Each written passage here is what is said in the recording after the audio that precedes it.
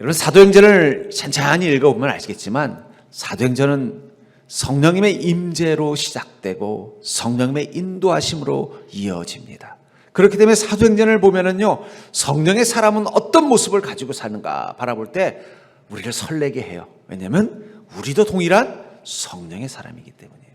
바울과 베드로와 요한과 야고보 같은 사람만이 성령의 사람이 아니라 모든 그리스도인들, 이 오순절 다락방에서 뜨겁게 주님께 기도했을 때 성령의 임재함이 사도들에게만 임한 것이 아니라 그곳에 무릎 꿇은 모든 그리스도인 가운데 임한 것처럼, 또 예루살렘 교회가 뜨겁게 기도할 때 성령이 그곳에 기도하는 모든 이들 가운데 임한 것처럼 성령님이 지금도 우리 가운데 임하여 주시고 우리 가운데 능력이 되어 주십니다.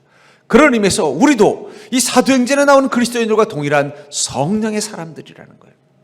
그 성령의 사람들이 어떻게 성령의 능력을 의지해서 멋진 인생을 살았는가, 바울을 통해서, 우리 특별히 베드로를 통해서, 이 사도행전을 통해서 우리는 보았다는 것입니다.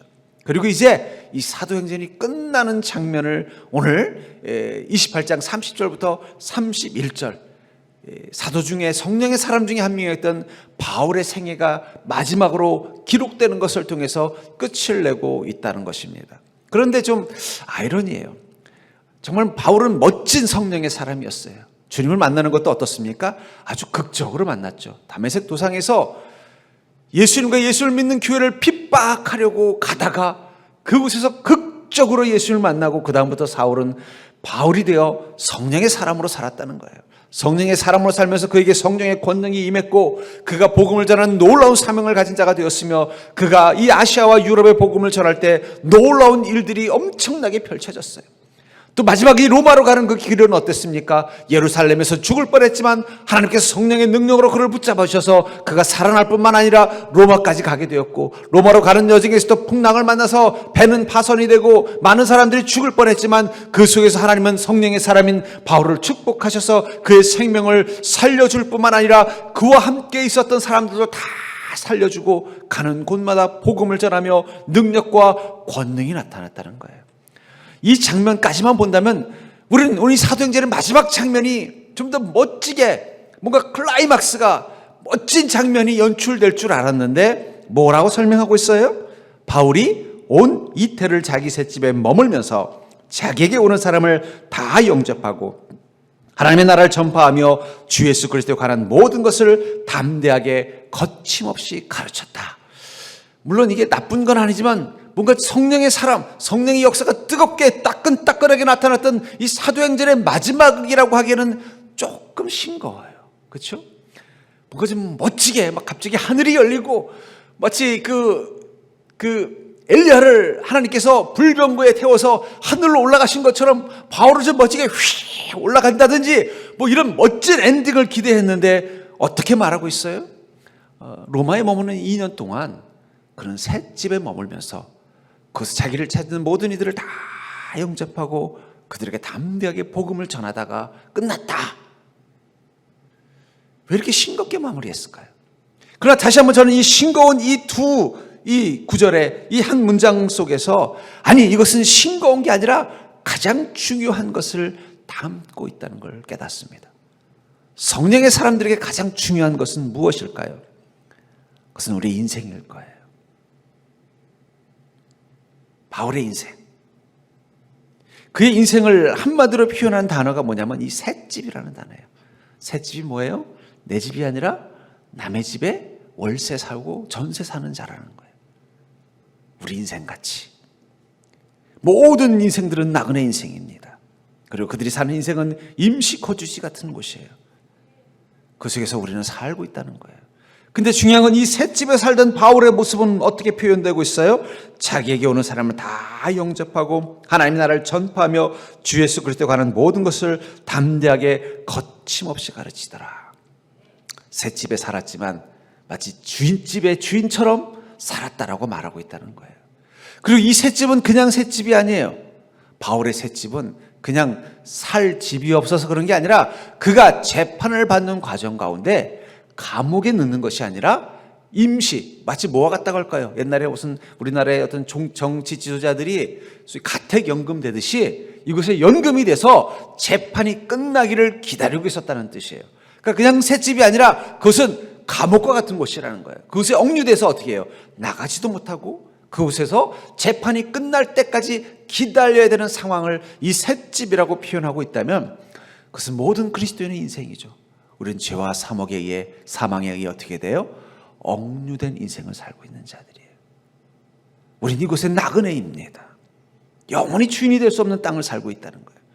그러면서 이 셋집이라는 단어는 바로 우리 인생을 상징하는 가장 중요한 단어이며 그 셋집에 거하는 이 바울은 성령의 사람이었기 때문에 그곳에서도 어땠다는 것입니까? 당당하고 거침없이 마치 감옥에 있는 자가 아니라 자유한 사람처럼 셋집에 머무는 자가 아니라 자기 집에 살고 있는 자처럼 여유와 당당함을 가지고 살았다는 거예요. 저도 새살이를 많이 해봐서 알아요. 주인 눈치 보고 사는 게 얼마나 스트레스 받는지 몰라요. 쓰레기 한번 잘못 버리면 주인이 와가지고 쓰레기를 이렇게 버렸다느니, 차 한번 주차하면 왜 주차를 매년 이렇게 했다고 하느니, 심지어는요 왜 이렇게 늦게 일어나느냐, 왜 새벽에 아침 일찍 나가서 잠을 잘 못 자게 하느냐. 그러면 전도사가 새벽 예배 가야 되는데 당연히 새벽에 나가야지. 그럼 어떡하라는 얘기입니까? 아이고, 제가 아주 그런 셋집살이 하느라고 스트레스 많이 받은 적이 있었어요. 그게 우리 인생이라는 거예요. 그 속에서도 성령의 사람은 이 바울처럼 어떻다는 거예요? 당당하고 거침없으며 자유함을 누린 인생을 살았다는, 이것이야말로 성령의 사람이 사는 인생을 가장 멋지게 표현한 단어라는 것입니다. 바울의 셋집은 모든 그리스도인의 인생을 상징한다면 우리 지금도 우리 인생의 셋집에 살고 있는 자입니다. 그리고 그 속에서 우리는 성령 충만한 사람으로 살고 있다는 것입니다. 성령의 사람으로 살고 있다는 것입니다. 그렇다면 우리 인생을 마치 셋집에 비유한 이 본문을 통해서, 그렇다면 이 땅 가운데 사는 우리 인생, 우리 그리스도인이 성령의 사람으로 사는 모습은 어떤 모습일까요? 저는 바울이 이 셋집에 머무는 이 시간들의 모습을 짧게 표현한 이 단어를 통해서 우리도 우리 인생 가운데 어떤 모습으로 사는 것이 온전한 성령의 사람인지를 깨닫는 자가 되기를 주의 이름으로 간절히 축복합니다. 먼저 우리는 인생의 셋집의 주인으로 사는 자라는 것을 기억하십시오. 우리는 인생의 셋집의 주인으로 사는 자라는 사실을 기억하기를 바랍니다. 30절을 다시 보시면 바울이 오니테를 자기 셋집에 머물면서, 어디에 머물렀다고 말하고 있어요? 자기 셋집에. 그 자기 소유가 아니라는 것이죠. 우리 인생 같죠? 여러분, 우리 거에 있어요? 우리 게 없습니다. 오랫동안 한 회사에서 30년 막 넘게 직장 생활하던 분이 나올 때 얘기 들어보면 되게 씁쓸해요.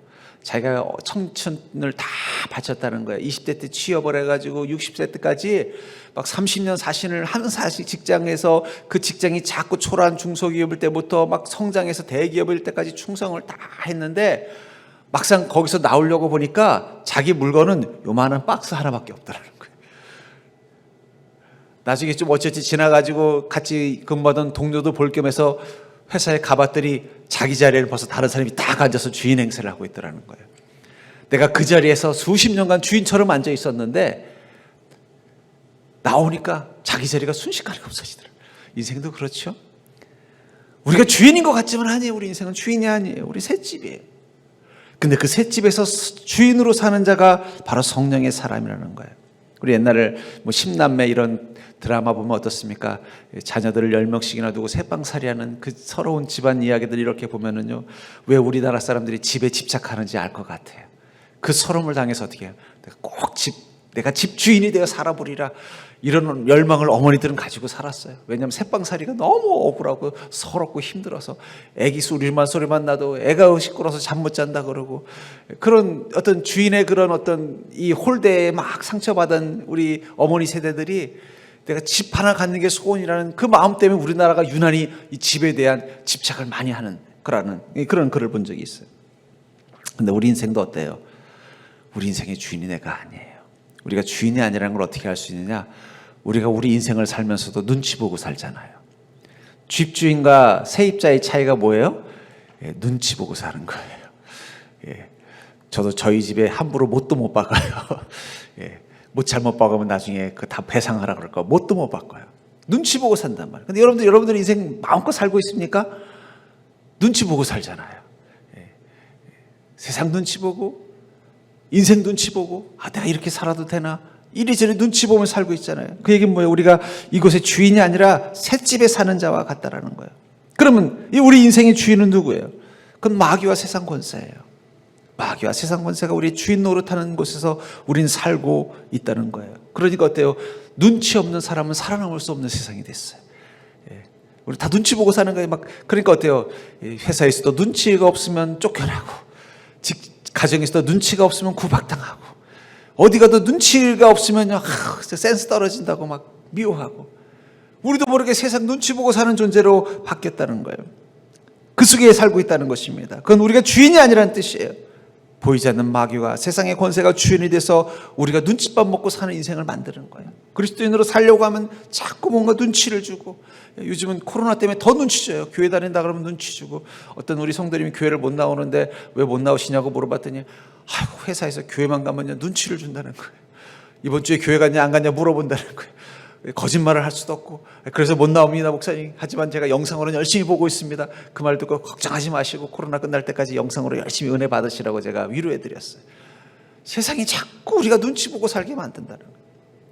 그러나 중요한 것은 성령의 사람이 되는 순간 우리 인생의 주인은 성령님이 되는 것입니다. 제가 전에 어느 영화를 봤는데 자세히는 안 봤지만 대충 이런 내용이에요. 홍콩의 한 청년이 영국으로 이제 여행을 가는 거예요.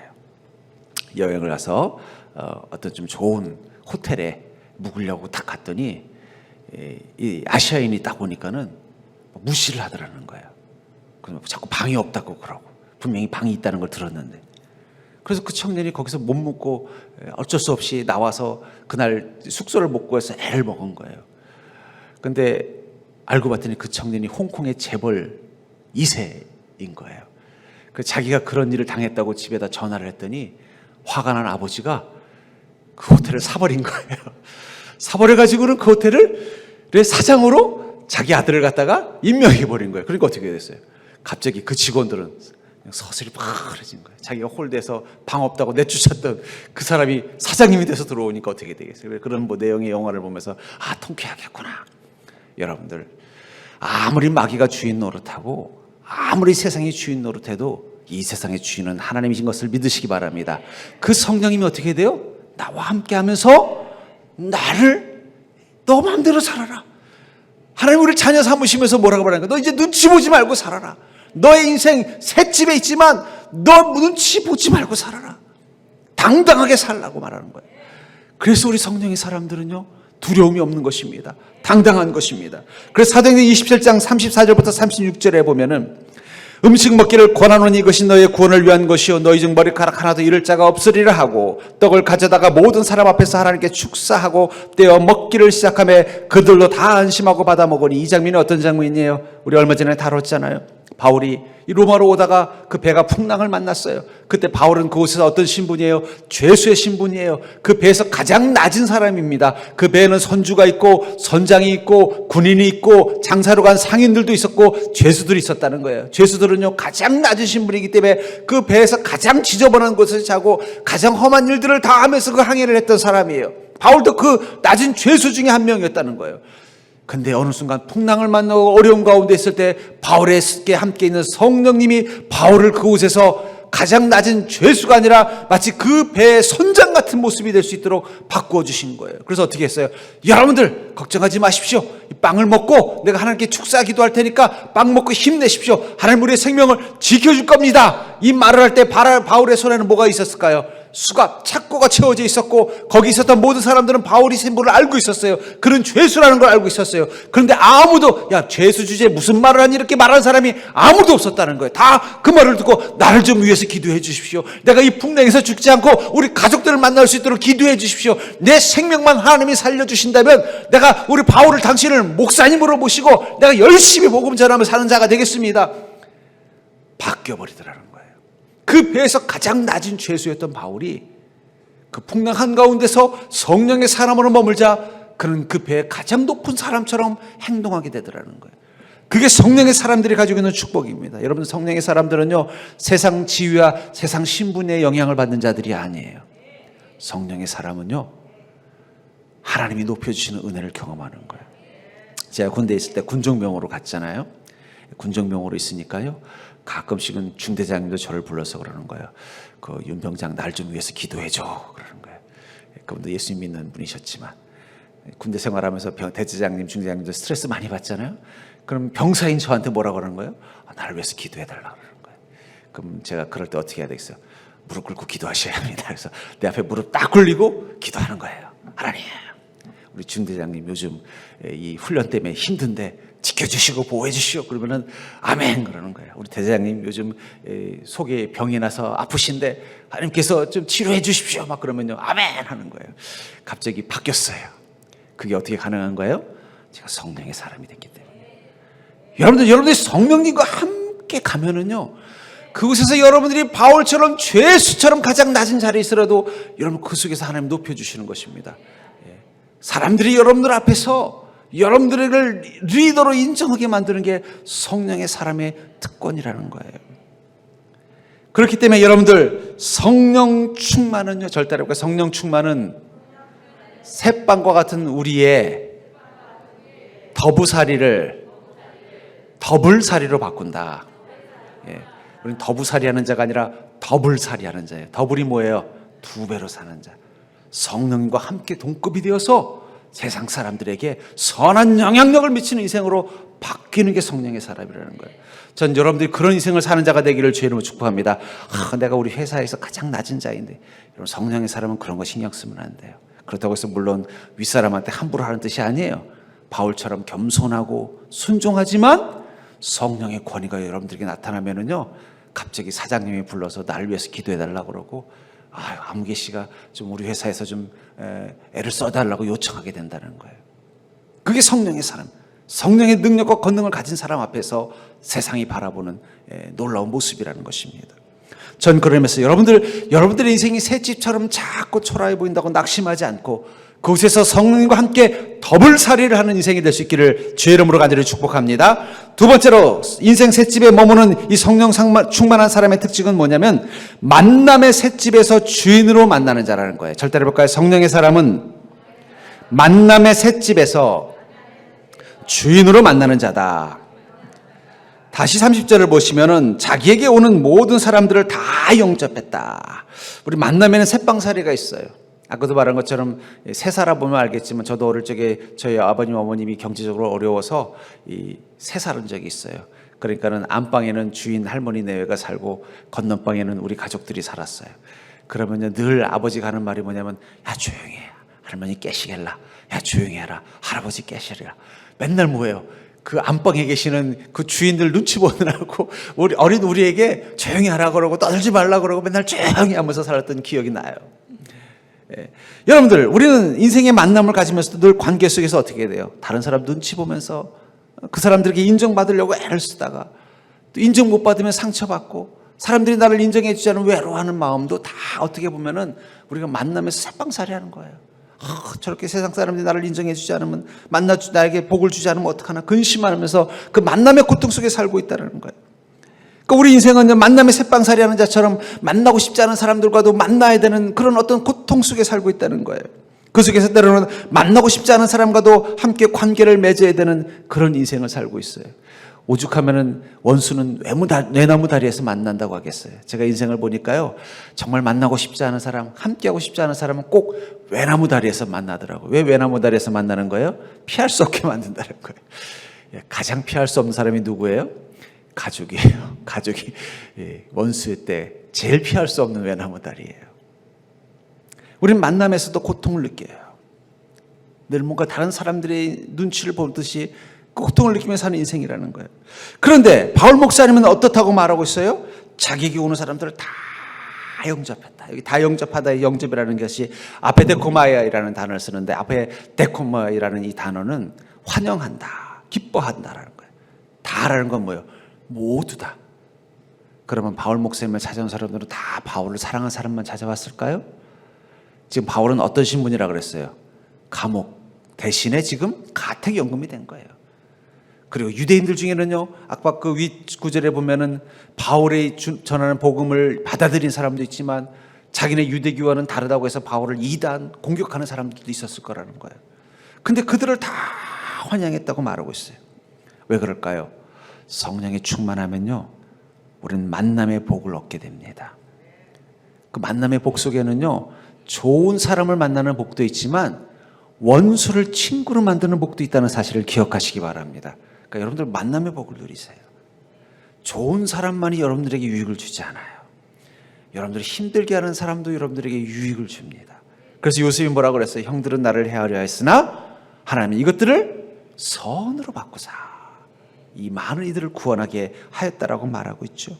그러니까 성령님이 우리 가운데 있으면요, 먼저 만남의 변화가 나타나는 첫 번째가 뭐냐면 그 원수를 변화시켜서 나에게 유익을 주는 친구로 바꿔버리는 만남의 복이 있더라고요. 예. 그러니까 여러분들 너무 힘들게 하는 사람이 있으면요, 원수 맺지 않기를 주의 이름으로 축복합니다. 저 사람이 내게 복이 될 날이 있다는 걸 믿는 자가 되기를 주의 이름으로 축복합니다. 진짜로 그래요. 나를 괴롭히던 사람들이 나중에 나에게 유익을 주는 경우들이 저는 종종치 않고 봤어요. 제가 그때 깨달은 게 뭐냐면, 역시 성령의 사람은 만남의 복을 갖는구나. 성령님이 주시는 음성을 따라서 인내하면서 그를 위해서 축복하고 기도하면은 나를 그렇게 괴롭히던 사람이 어떻게 돼요? 나에게 복을 주더라고요. 여러분들 그 복을 가진 자라는 사실을 기억하십시오. 또 성령 충만하면요, 미움이 어떻게 될까요? 그 사람을 향한 미움이 긍휼로 바뀌는 거예요. 여러분들 사람들을 보면요, 여러분들이 힘들게 하는 사람들을 볼 때 그들에게 미움이 생기는 건 당연한 것입니다. 힘든데 밉지. 말 한마디를 해도 내 마음에 상처를 주고 행동 하나를 하더라도 나를 너무너무 불편하게 만드는 그들이 얼마나 밉겠어요. 근데 성령이 충만해지면 그 미움이 어떻게 돼요? 갑자기 사라지고 그들이 긍휼히 여겨지고 불쌍히 여겨진다는 거예요. 무엇보다도 그 모든 만남이 성령 충만한 자에게는 축복의 형통의 도구가 된다는 믿음을 갖는 것은 중요합니다. 요셉을 보십시오. 형들은 요셉을 핍박했지만 그 형들 때문에 요셉은 애굽에 가게 됐고 애굽의 총리까지 올라갈 수 있는 길이 열린 거예요. 보디발 장군이 요셉을 오해했지만 그러나 보디발 장군은 분명 나중에 요셉이 총리가 됐을 때 그의 최측근 중에 한 명이었을 거예요. 보디발 장군은 시위대장이에요. 우리로 치면은 청와대 비서실장급쯤 되는 사람이에요. 비서실장은 왕하고 대통령하고 가까운 사람이잖아요. 그러니까 비서실장이 국무총리랑 친하면은요, 누가 감히 그 국무총리를 건드리겠어요. 마찬가지라는 거예요. 요셉이 아마 나중에 총리가 됐을 때 가장 요셉을 크게 도왔던 측근이 바로 이 보디발 장군이었을 것 같아요. 근데 만약에 요셉이 보디발 장군에 대해서 앙심을 품었다면 어떻게 됐을까요? 그 사람을 자기 측근으로 썼을까요? 정적으로 해서 제거하려고 했겠죠. 하지만 요셉은요, 하나님은 어떤 사람을 다 주더라도 나는 그들을 주님의 축복의 도구로 바꿀 수 있는 자신감이 있었다는 거예요. 성령의 사람은 그런 자신감이 있습니다. 여러분들을 힘들게 하는 만남, 여러분들을 힘들고 어렵게 하는 만남일수록 성령 충만함을 가지고 만나보십시오. 그럼 어떻게 돼요? 자신감이 생기는 거예요. 하나님이 그들을 변화시키고 그들이 나에게 유익의 도구가 될 수 있도록, 형통의 도구가 될 수 있도록 변화시킬 거라는 그런 확신을 가지고 만나십시오. 그러니까 여러분들 모든 만남을 가질 때는요, 기도하면서 만나셔야 돼요. 여러분들이 힘들게 하는 사람 만날수록 어떻게 해요? 기도하면서 만나야 돼요. 저도 힘들게 하는 사람 만날 때는 기도하고 만나면은요, 확실히 덜 힘들어요. 덜 힘들어요.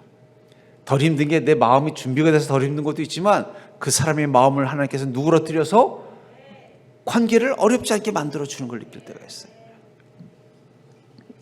사도행전 18장 1절부터 3절에 보면은 그 후에 바울이 아덴을 떠나 고린도에 이르러, 이 바울도 바로 그런 만남의 복을 누리고 살았던 사람이에요. 하나님께서 계속 사명을 위해서 이곳저곳 다니라고 명령하셨을 때 그는 갈 때마다 새로운 환경에 적응해야 됐지만 그 속에서 하나님은 그에게 늘 만남의 복을 주셨다는 거예요. 그래서 아굴라라는 한 본도에서 난 유대인 한 사람을 만나니 글라우디오가 모든 유대인을 명하여 로마에서 떠나라 한 고로 그가 그 안에 브리스길라와 함께 이탈리아로부터 새로 온지라. 바울이 이 고린도라는 낯선 곳에 와서 여기서는 어떻게 복음을 전해야 되나 막막할 때 마침 그곳에 바울과 똑같이 막막한 마음을 가지고 온 사람이 있었다는 거예요. 바로 브리스길라와 아굴라예요. 그들은 원래 이태리에 살았던 사람인데 이태리 왕이 모든 유대인들을 이태리 밖으로 추방하니까 그들도 갈 곳이 없으니까 마침 고린도에 왔는데 그곳에서 누굴 만난 거예요? 바로 이 바울을 만난 거예요. 아이고, 당신도 여기 처음 왔군요 하면서 가까워진 거예요. 또 보니까 같은 일을 하는 사람이었던 거예요. 생업이 같음으로 함께 살며 일하니, 그럼 우리 같이 살면서 함께 일합시다. 그리고 바울의 제자가 됐다는 거예요. 여러분, 그리스도인들은요, 모든 만남 속에서 하나님이 복을 채워주고 은혜 가운데 인도해줘서 그 만남의 복을 누릴 수 있는 인생으로 바꾸어 주신다는 사실을 믿으시기 바랍니다. 여러분, 축복이라는 게 뭘까요? 형통이라는 게 뭘까요? 그것은 여러분들이 사는 공간에 복된 사람들이 채워지는 거예요. 가정에 여러분들에게 원수가 아니라 다 복된 사람들만 있으면 그 가정은 뭐가 되는 거예요? 행복한 거예요. 그렇잖아요. 아이고, 첫째도 고맙고 둘째도 고맙고 셋째도 고마우면요 행복한 거예요. 근데 첫째는 믿고 둘째는 서운하고 셋째는 낯설면은요 거기 불행한 곳이 되는 거예요. 직장도 그렇죠. 직장에 갔더니 동료들이 다 좋은 사람들이고 행복한 사람들이면요 직장 생활 할 만한 거예요. 근데 직장에 갔더니 부장님은 사이코고 과장님은 무슨 깡패 같고 또 옆에 있는 이 차장님은 보니까 음흉하고 막 이러면은요 매일매일 출근하기가 싫어지는 거예요. 일이 중요한 게 아니라 그 만남이 지옥이 되는 거예요. 그러니까 여러분들 인생이 가장 행복해지는 것은요 만남의 복을 누리는 것입니다. 만남의 복을 누리는 것은요 우리 그리스도인에게는요 성령의 충만함으로 그곳에 가면요 그 사람들이 변화되는 거예요. 저는 만남의 복이 있는 사람입니다. 그래서 저를 만난 사람들은 다 변화가 돼요. 우리 가족들도 저 만나면 다 예수 믿습니다. 그래서 저는 만남의 복이 있다고 믿어요. 저는 여러분들도 저와 함께 믿음 생활하면서 더 멋진 그리스도인으로 변화될 거라는 기대감을 가지고 있어요. 왜냐하면 저는 만남의 복이 있다는 걸 믿기 때문입니다. 내 안에 계신 성령님이 저를 만나는 모든 사람들은 변화시켜 줄 거라는 기대가 있어요. 역사심을 통해서 그들의 인생을 바꿔주시고 능력이 되어줄 거라는 것을 저는 믿습니다. 그러니까 여러분도 그런 믿음 가지기를 주의 이름으로 축복합니다. 바울 목사님은 그런 복을 가진 사람이라는 거예요. 가서 만나보면 브리스길라 아굴라 같은 사람 만나고 디모데 같은 사람 만나고 바나바 같은 사람 만나서 어떻게 해요? 그 삶이 복된 삶으로 바뀌게 되더라는 거예요. 제가 우리 서정교회를 향해서 갖는 가장 큰 꿈이 뭐냐면 이 자리에 앉아있는 사람들이 많아지기를 기도하지만 더 중요한 건 뭐냐면 그 앉아있는 모든 사람들이 다 복된 사람들, 선한 사람들, 마음에 기쁨이 가득한 사람들, 마치 바울의 이 환영을 받아서 이 바울의 셋집에 함께 모여서 하하하고 웃으면서 복음을 듣고 기뻐했던 그 사람들처럼 이 서정교회가 다 그런 기쁨이 가득한 사람들로 채워지는 교회를 꿈꾸는 것입니다. 그래서 제가 우리 성도님들 보면 어떻게 하면 우리 성도님들이 교회 와서 좀 행복해질까 이런 거 생각하고 고민하는 거예요. 당구대라도 놓으면 우리 남자 집사님들이 당구 치면서 좀 좋아할까? 또 카페를 차리면 우리 여자 집사님들이 한잔 마시면서 서로 기뻐할까?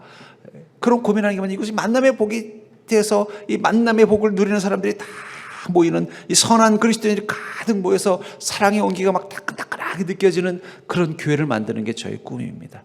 여러분 그러면요 세상에서 사람들을 만날 때마다 늘 찬바람, 막 냉기가 흐르는 인생을 경험했던 사람들이 오지 말라 그래도 와요.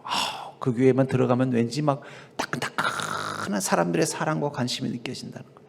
그게 바로 성령의 충만함입니다. 성령이 뜨거워지면요 처음 보는 사람도 막 이뻐 보이고 소중해 보이고 사랑스러워 보이는 게 바로 성령이 우리에게 주시는 놀라운 힘이라는 것입니다.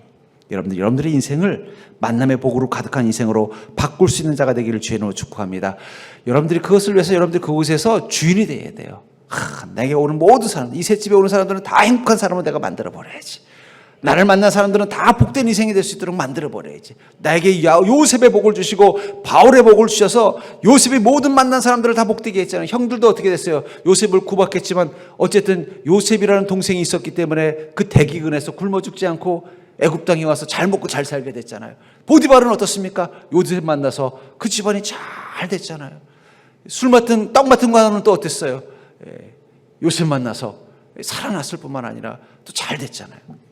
애굽 왕도 요셉 만나서 더 성공한 왕이 됐잖아요. 여러분들 그런 자가 돼야 돼요. 나를 만난 사람들은 다 복을 받게 하소서. 여러분 중보기도가 다른 게 아니에요. 내가 기도하는 모든 자들은 다 복받게 하여 주시옵소서. 그들의 인생을 형통케 하여 주시옵소서. 내가 모든 사람들을 다 그렇게 변화시킬 수 있는 성령의 사람이 되게 해달라고 기도하시기 바랍니다. 우리에겐 그런 능력이 있다는 거예요. 여러분들 가정에 만남의 복도 만드십시오. 여러분들 가족들 중에 불행한 사람, 고통스러운 사람들이 있으면 여러분들이 먼저 성령 충만함 가지고 그 사람을 만나십시오. 그래서 그들을 변화시키겠다고 한번 기도해 보세요. 많이 변화되지 않아도 조금 변화되는 사람도 있어요. 안 변하진 않아요. 제가 이렇게 보니까 어떤 분은 금방 변하는 사람도 있지만 오래 걸리는 사람이 있지만 그래도 변하더라고요. 저희 가족 중에도 보면은 안 변할 것 같았던 사람이 10년, 20년 가족으로서 믿음을 가지고 관계를 맺으니까 변하더라고요. 세 번째로 인생 셋집에서 머무는 성령 충만한 사람의 특징은 운명의 셋집에서 주인공이 되는 자라는 거예요. 운명의 셋집에서 주인공이 되는 자가 바로 성령 충만한 자라는 사실을 기억하시기 바랍니다. 31절에 보니까 하나님의 나라를 전파하며 주 예수 그리스도에 관한 모든 것을 담대하게 거침없이 가르치더라. 바울 목사님은 하나님의 나라를 담대하게 이 셋집에서 가르쳤다고 말하고 있어요. 그러나 그가 예수를 만나기 전에는 어떤 사람이었어요? 하나님의 나라를 파괴하는 자였다는 거예요. 마귀의 조종을 당해서 교회를 핍박하고 예수님을 핍박하던 하나님의 나라를 파괴하던 자가 이제 예수님을 만나 성령의 사람이 된 뒤는 어떻게 됐다고 말하고 있어요? 하나님의 나라를 전파하는 자가 됐다는 거예요. 그는 자기 운명에 이끌려서 스데반 집사 앞에 서게 됐고 스데반 집사를 죽이는 자리에 함께 했었던 살인자였습니다.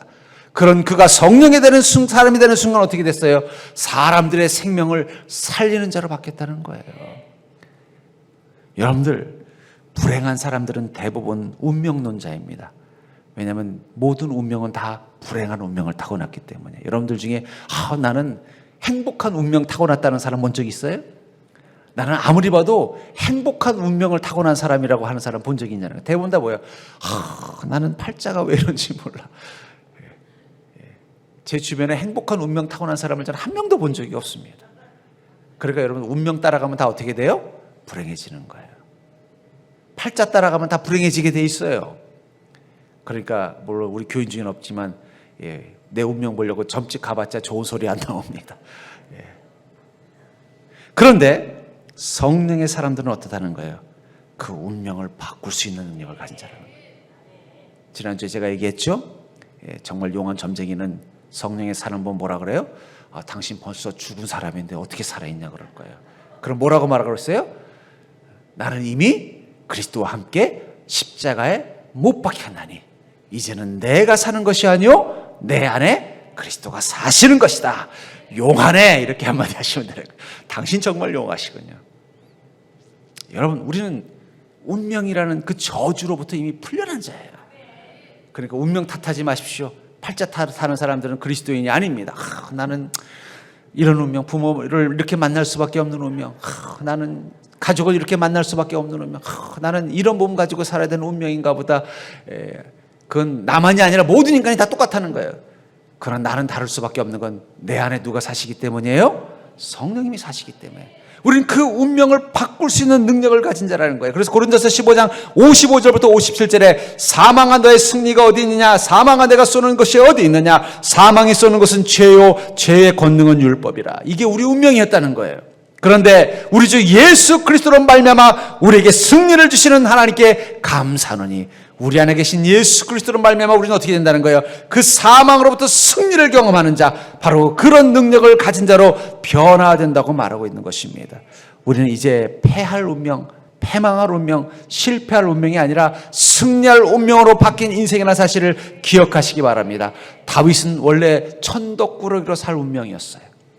그러니까 아버지도 어떻게 했어요? 여러분, 부모보다 자식을 잘하는 사람은 없어요. 아버지가 다윗을 포기했다는 얘기는 뭐예요? 너는 보니까 잘될 운명이 아닌 것 같다는 거예요. 그러니까 사무엘이 그 아버지 이새의 그 자식들 중에 누구 한 명에게 이 기름 부으려고 하면서 자식들을 한 명씩 데려오라 그러잖아요. 근데 아버지는 끝까지 다윗은 안 데려오려고 그랬어요. 왜 그랬을까요? 친자식이 아니라서 그런 게 아니라 아버지 눈으로 보니까 다윗은 어떤 운명이에요? 쟤는 잘될 운명이 아니라는 거예요. 그냥 내가 키우는 양이나 키우다가 그냥 그렇게 내가 봐도 쟤는 싹시 노래. 그러니까 데려오지도 않았던 거예요. 근데 사무엘이 뭐라고 말해요? 아니다, 한 명 더 있지 않냐, 데려와라. 그리고 그의 기름을 붓습니다. 사무엘상 16장 13절에 보면 사무엘이 기름 뿔병을 가져다가 그의 형제 중에서 그에게 부었더니 그날 이후로 다윗이 여호와의 영에 크게 감동되니라. 다윗은요, 불행하게 살 운명이라는 거예요. 천덕꾸기로 살 운명이었어요.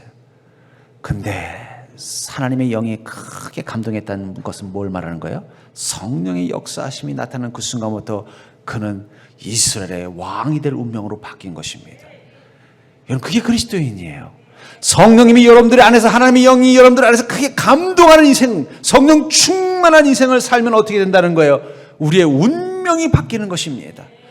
우리는 패망할 운명, 사망할 운명, 천독기로 사는 운명이 아니라 하나님의 그 사명자로 삶을 운동, 하나님이 약속하신 놀라운 축복을 누리고 사는 운명으로 바뀌는 게 그리스도인이라는 거예요. 그러니까 여러분들 8자는 그리스도인에게 없는 숫자예요.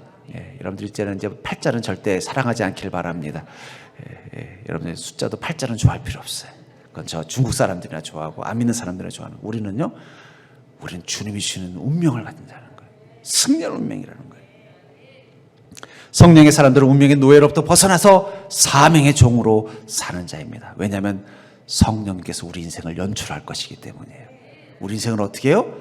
하나님께서 축복하는 자, 그 인생을 승리하는 자, 하나님의 계획과 뜻 가운데 쓰이는 주인공으로 만들기 위해서 성령님이 우리를 택하셨다는 거예요. 그렇다면 여러분들의 인생은 어떻게 되겠어요? 성령의 인도하심에 맡기면 반드시 주인공이 될 것입니다. 여러분, 주인공은 어떻습니까? 인생의 고난도 다 이겨내고 해피엔딩으로 끝나는, 비극으로 끝나는 주인공을 여러분들 드라마 속에서 본 적이 없잖아요. 요즘 펜트하우스 2가 한다 그러는데 저는 뭐 그거 별로 안 좋아해서 보진 않지만 가끔씩 채널 돌리다 보면요, 여전히 막 악한 이들이 막 득세하고 그냥 막 이를 갈고 악을 행하면서 있더라고요. 그렇지만 저는 알고 있습니다. 아직 그 작가가 마지막에는 어떻게 할까요? 착한 사람이 이기게 해줄 거예요. 그게 주인공이니까. 주인공은 반드시 승리하게 할 거예요. 그 악을 이기고 승리하게 만들어줄 겁니다. 하나님이 연출하는 인생은 어떨까요? 여러분들의 인생은 하나님이 연출자이십니다. 성령님이 여러분들의 인생의 감동이란 말이에요. 여러분, 날마다 주님께서 레디 큐 할 때마다 여러분들의 삶을 인도하심 따라 살아갈 때 어떤 결과가 나오겠어요? 하나님 여러분들의 인생을 비극으로 끝나게 할까요? 천국에는요, 비극 영화는 없어요. 해피엔딩만 있어요. 지옥은 반대로 비극 영화만 있습니다. 천국에는 해피엔딩만 있단 말이에요. 그리고 그 해피엔딩의 주인공이 누구예요? 바로 성령의 사람들인 여러분이라는 거예요. 믿으시기 바랍니다. 지금도 성령님이 여러분들의 인생을 연출하고 계시고 여러분들의 인생을 인도하고 계십니다. 그 믿음을 가지고 성령님이 인도하심을 따라 성령의 음성을 들으면서 한 걸음 한 걸음 나아간다면 하나님은 여러분들의 인생 가운데서 해피엔딩을 경험하는 주인공과 같은 인생을 살게 만들지, 그 속에서 찌질하게 억울하게 비참하게 악하게 살다가 쓰러지는 조연으로 만들지 않으실 거라는 거예요. 그걸 믿는 믿음이 있다면 여러분은 더욱더 어떻게 되겠습니까? 성령님의 인도하심을 따라 나아가면 되는 거예요. 성령님이 말씀하시는 대로 움직이면 되는 거예요. 좋은 배우는 감독이 원하는 대로 연기하는 배우가 좋은 배우예요. 그렇잖아요. 감독이 이렇게 연기해달라고 하는데 그 배우가 그걸 못해주면 어떻게 돼요? 아이고, 당신은 나랑 같이 작품 못하겠다. 중도 하차시키는 거예요. 좋은 배우는 감독이 원하는 연기를 해주는 게 좋은 배우라면, 성령님께서 원하는 인생을 여러분들이 사는 순간 여러분들은 하나님께서 주연으로 발탁하실 거예요. 주연으로 발탁하면 어떻게 될까요? 여러분들의 인생 가운데 해피엔딩이 있다는 거예요. 우리 시대 그리스도인들을 보면은요, 같은 셋집에 거하는 바울과 똑같은 성령의 사람이지만 자기 인생의 삿집에 쭈그러져 살고 있는 인생 같아요. 주인 눈치 보면서, 인생 눈치 보면서 자신감을 잃어버리고 이러지도 못하고 저러지도 못하고 골방에서 맨날 세상 눈치 보면서 밖에도 안 나오고. 제가 전에 그런 적이 있었어요. 저희 외갓집이 집이 좀 방이 많았는데, 그 외갓집에 놀러 갔더니 그 옆에 방이 작은 방 하나가 있는데 거기 누가 새를 줬다는 거예요. 근데 거기 나이가 좀 지긋한 부부가 두 분이 계셨는데 한 번도 밖에 안 나오는 거예요. 그래서 할머니한테 물어봐서 저분들이 누구냐 그랬더니 서울에서 사업을 하다가 쫄딱 망해가지고 피난 와 있다는 거예요. 그러니까 너무 낙심이 되니까 밖에도 안 나가고 그 집에서 그냥 단칸방에서 그냥 밖에도 안 나오는 거예요. 너무 보기 안쓰럽더라고요. 우리 그 시대 그리스도인들이 그 셋집에 사는 제가 어릴 때 봤던 그 단칸방에 이 사업 실패하고 도망쳐 나와서 이 서울 외곽의 이 작은 집에 셋집에 이 숨어 사는 그 중년의 부부 같은 모습으로 사는 그리스도인들이 얼마나 많은지 몰라요. 바울 목사님처럼 성령의 사람은요, 셋집이 아니라 감옥에 살아도 마치 주인처럼 당당하게 거침없이 살 수 있는 게 성령의 사람이라는 거예요. 그러니까 여러분들 인생 아직 끝나지 않았습니다. 성령의 사람이라면 성령은 계속해서 여러분들의 인생을 변화시킬 것입니다. 하나님의 약속이 이루어지는 인생으로 만들어줄 거라는 거예요. 여러분들 그 인생의 주인이 되어서 주도적인 인생을 살 수 있도록 만들어주실 거라는 거예요. 거침없이 담대하게 살 수 있도록 만들어주실 거라는 거예요. 그것을 위해서 여러분들에게 필요한 건 오직 한 가지, 바울 목사님처럼 성령의 충만함을 경험하십시오. 성령이 여러분들의 인생 가운데서 여러분들의 인생의 메가폰을 잡고 여러분들의 인생을 지시하고 명령하는 감독이 되어서 여러분들의 인생을 인도하도록 여러분들이 맡기시고 여러분들의 삶을 거기에 맡기기만 한다는 거예요. 성령님께서 연출하시고 나는 성령님이 연출하신 대로 연기한다는 마음으로 한번 인생 살아보세요. 그럼 어떻게 될까요? 여러분들은 바울 목사님처럼 당당하게 두려움 없이 살 것입니다. 아브라함처럼 하나님의 약속과 축복이 이루어지는 것을 경험할 것입니다. 요셉처럼 여러분들이 머무는 모든 곳에 형통이 임하게 만드는 자로 바뀔 것입니다. 그게 성령의 사람이라는 것입니다. 아직 늦지 않았어요. 모세는 80세 때부터 성령의 사람으로 살았습니다. 아직 늦지 않았어요. 여기 보니까 아직 80 넘으신 분이 안 계시는데 120세까지는 살 수 있습니다. 성령의 사람으로. 그러나 사랑하는 성도님들, 이제 여러분들의 그 마음의 절망의 셋집, 포기한 운명이라는 셋집, 인생 눈치 보면서 세상 눈치 보면서 그렇게 마치 초라하게 사는 그 셋집에서 나와서 성령의 사람으로 주인 같은 모습으로 성령님과 함께 더블 살이할 수 있는 인생으로 당당하게 사는 복된 자가 되기를 주의 이름으로 간절히 축복합니다.